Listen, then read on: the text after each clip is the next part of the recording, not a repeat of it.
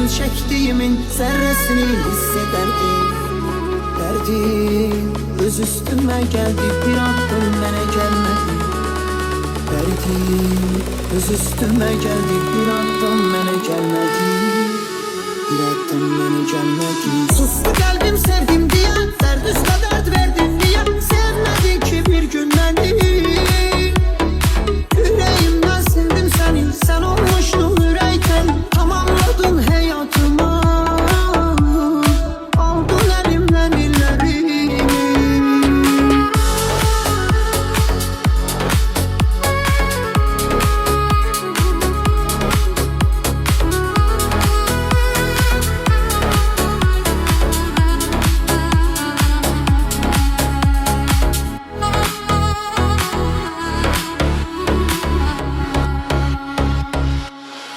Sevgi umup yanıldım çok, sazdım bir yüreğime o.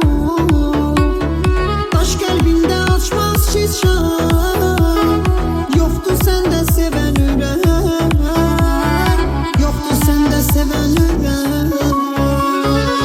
Birleşip düştün gözden, biz olmaz hiç vakti bizden. Tuz basmasan yaramazsan.